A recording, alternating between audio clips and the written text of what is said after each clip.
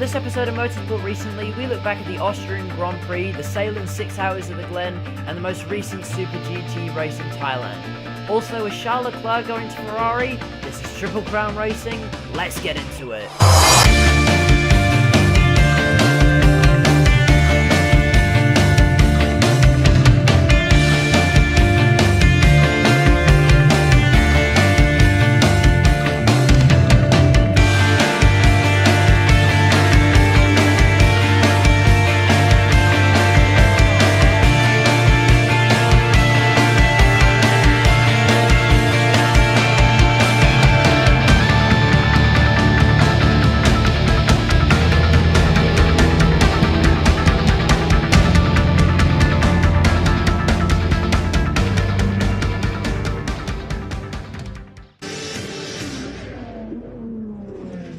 So we went from France to Austria in the F1 circus. During the French Grand Prix, Sebastian Vettel's title challenge had taken a turn for the worse. Due to Turn 1 calamities, Sebastian Vettel only managed a measly 5th place, and as a result, Hamilton now had a 14-point lead in the championship after he won the French Grand Prix. In Austria, Vettel would have to deliver, or Hamilton would have to falter. In qualifying, it was once again a Mercedes front row, with Valtteri Bottas on the pole, followed by Lewis Hamilton and Kimi Raikkonen. Sebastian Vettel picked up a penalty, meaning he started 8th. On the opening lap, Max Verstappen actually managed to get past Kimi Raikkonen without crashing. Then Nico Hülkenberg's engine blew up in spectacular fashion. The Mercedes were controlling the race until lap 12 when Valtteri Bottas' engine conked out. However, Mercedes still led the race. As a result of Bottas having to stop on the track due to his engine failure, the virtual safety car was called out. Many teams picked up on this strategy opportunity, with Red Bull and Ferrari coming into the pit lane.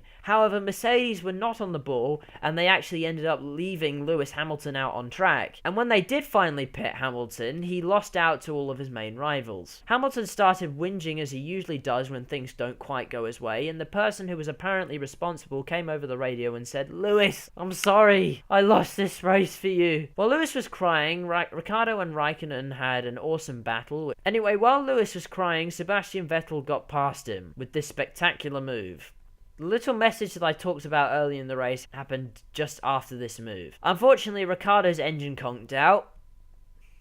Damn. But then something happened that I'm actually happy about. Lewis Hamilton's engine conked out as well. It is the first double retirement that Mercedes have had since 1955 due to a mechanical failure. With both Mercedes out, Max Verstappen came home to take Red Bull's first ever victory at the Red Bull Ring. Verstappen's not my favourite driver, but I thought this was actually quite nice to see. So after this race, Sebastian Vettel has a 1-point lead over Hamilton. As a result of Bottas and Ricciardo retiring, Raikkonen moves up to 3rd, and Verstappen bumps Bottas out of the top 5. Formula 1 fans after the race were like, "Wow, what an exciting race!" But because I watch other forms of motorsport, I know that it's average by other standards. I guess it was good by F1 standards, but it wasn't really that exciting. The only thing that was really good about it to me was that it was short, and Mercedes went out. I'm happy about that too. Anyway, what I will say is Hamilton needs to stop whinging whenever stuff doesn't quite go his way. The guy who apparently lost the race for Hamilton, but I bet he wishes he never said anything now because he ended up retiring anyway. Well, this race was apparently good by F1 standards, but it wasn't as good as the Super GT race that I'll be talking about later in the episode. Stay tuned for that. Anyway, before the race, a story came out which I first saw on F1 Hypersoft News on their Instagram page, which I may have misinterpreted. F1 Hypersoft were talking about how an Italian newspaper said that Charles Leclerc was going to Ferrari to join Sebastian Vettel, and also to replace Kimi Raikkonen. And the article said that Leclerc was definitely going to join Vettel. I kind of misinterpreted that because I'm a new member to the Charles Leclerc bandwagon. So I went on social media and like, "Oh my god, Charles Leclerc is going to Ferrari," and all my followers like, "Yeah!" But then I found out it was only a rumour and that an official announcement would be made between Belgium and Italy, and I felt quite stupid. But there are talks and there will actually be an announcement, so that's quite interesting. But what does this mean for for the driver market? Well, we're going back to Ricciardo again. Daniel Ricciardo was once said to be the most powerful man in the driver market, and he was the prime candidate to replace either Kimi Räikkönen or Valtteri Bottas by either Sebastian Vettel or Lewis Hamilton's side. But now Leclerc has been putting on a show and Ferrari's eyes are now on him. So what about Mercedes? Well, Mercedes are most likely going to pick someone from Force India or Pascal Wehrlein to replace Bottas or Hamilton, or they could even just keep Bottas or Hamilton. Like I said in one of my previous videos, Ricciardo is probably not going to leave Red Bull unless one of the top teams wants him. I don't think Red Bull will have a real championship challenge for a long time, and Ricciardo has said in the past that he doesn't want to stick around for too much longer, but his goal is still to win the championship. In short, if this deal goes through, which in my opinion it probably will, that is basically the end of Ricciardo's career. The IMSA WeatherTech Sports Car Championship went to New York for the third round of the North American Endurance Championship and the sixth round of the IMSA WeatherTech Sports Car Championship. The Sailens 6 hours at the Glen. While almost everyone in the motorsport community was tuning in to watch the Austrian Grand Prix, there was me on the couch at 11:30 PM Australian Eastern Daylight Time, streaming the race on Instagram to one person. Again. By the way, thanks Chris for watching it, I really appreciate it. I'm just going to say now that this race is difficult for me to report on because of time zones, so you're just gonna have to bear with me. Interestingly enough, it was an all LMP2 front row, or at least it was supposed to be. Colin Brown put the number 54 Core Autosports Orica on pole, followed by the number 32 United Autosports Ligier, followed by the two Penske Acuras. The Core Autosport team decided to give up their pole position and start from the back of the prototype field so they could get all of John Bennett's work out of the way, without losing too many positions because Bennett is a non-pro driver. Interesting. In GTLM, it was the number 67 Ford starting on pole, followed by the 66 sister car and the number 4 Corvette. In GTD, it was the number 15 3GT Racing Lexus on pole, followed by the number 29 Audi of Monoplast by Land Motorsport and the 3GT sister car. So the stage was set for a fantastic race. The race started and Dane Cameron quickly made a double overtake into turn 1, getting past Paul di Resta in the United Autosports car and his teammate Ricky Taylor. Then this crash happened between the Tequila Patron car of Pipo Derani and the Spirit of Daytona car of Tristan Vautier. The luck got worse for Spirit of Daytona because when they were lapped later in the race, they got put in the wall. During a caution period around an hour into the race, the entire GTLM field came into the pits. The Fords had been controlling the race and they actually stayed in the lead, but this pit stop phase started the battle between Corvette and Porsche when the number 912 got ahead of the number 4 and the 911 got ahead of the number 3. A lap later, the entire GTD field came in and the number 93 Acura broke the 3GT Lexus 1-2. By this time, the 99 JDC Miller Motorsport was at the front of the prototype field,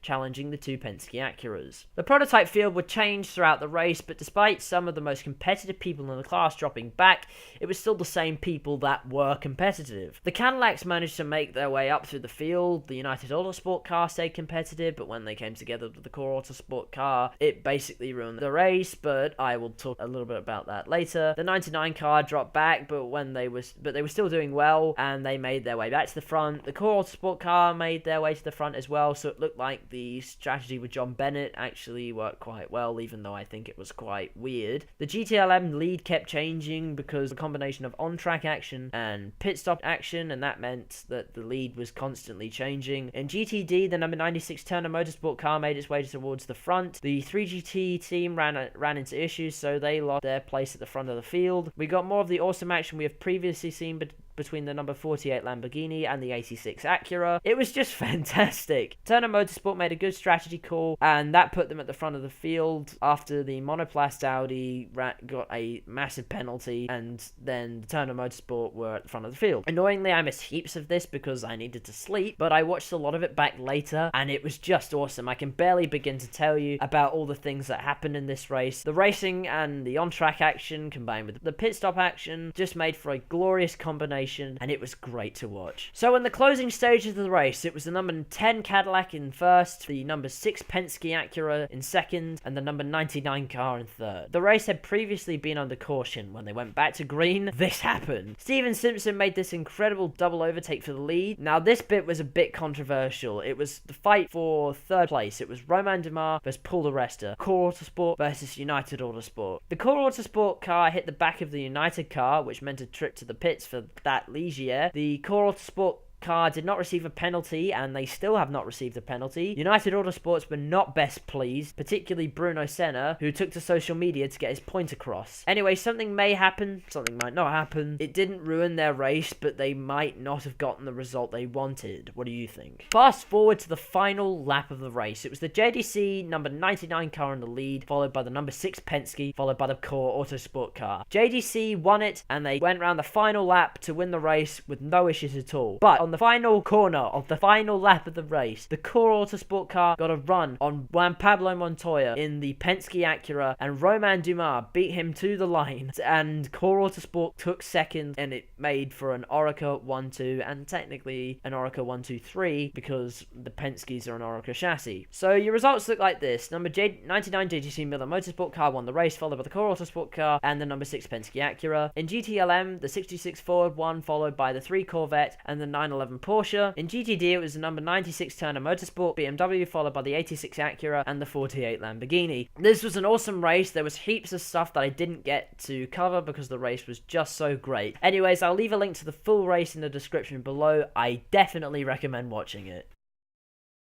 I've been waiting to cover one of these races for a while now, well, since the last round of the championship anyway, and I'm glad we have finally had a race that I can cover, the 4th round of the Super GT Championship. If you don't know what Super GT is, I'll leave a link to a video explaining what it is in the description below. So this round was at the Chiang International Circuit in Thailand. After Suzuka, the championship looked like this. In GT500, the 100 Ray Brig car of Jensen Button and Naoki Yamamoto were leading the championship, followed by the Moto Lawtech car and the Keeper Tom's car. In GT300, it was the 55 Arta BMW in the lead of the championship, followed by the Hoppy 86 and the Up Garage 86. In qualifying, it was the Mugen car on pole in GT500 and the Leon Mercedes in GT300. The race got underway, and the GT500 Hondas started struggling with tyre temperatures and were being pressured by the Lexi.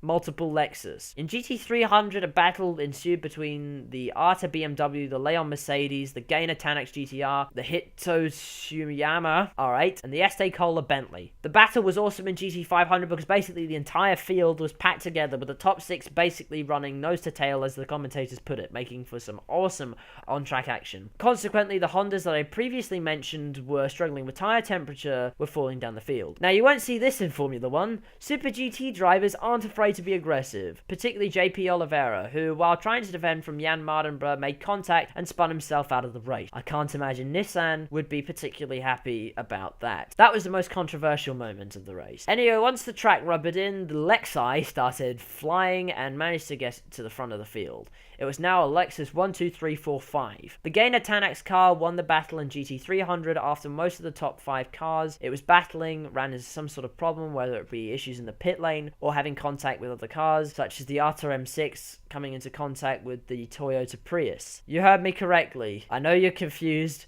but Toyota Prius's race in this series, if you are confused, go watch the video I put in the description below. In the closing stages of the race, in GT500, it was the battle for first between the AU Tom's car of Yui Sekaguchi and the Denso Lexus of Kamui Kobayashi. However, on the last lap of the race, the AU Tom's car ground to a halt. It had run out of fuel, and I can't believe that. That's unbelievable, and it gave second place to the Wacos car. So the Denso car came home to win in GT500 for a Lexus 1, 2, 3, 4, and the Gainer Tannex car took home a win for Nissan in the GT300 class. So after the race, the championship looks like this. Kovalainen is now the sole leader of the GT500 championship because his teammate Kamui Kobayashi was on WEC duty in the last round. And in GT300, the Gainer Tannex car now leads the championship. This race was awesome, just like every other Super GT race I've ever seen. I've never seen a boring Super GT race. If you're an F1 fan and you say, oh, well, not every race can be good, you have obviously not seen Super GT. I urge you to go watch it. Link to the highlights for this race in the description. Anyways, that's going to do it for this episode of Motorsport Recently. As always, I don't own any of the footage that I've used in this, so I'll leave a link to all the channels that do own them in the description below. Like and subscribe, and I'll see you in the next video. Goodbye.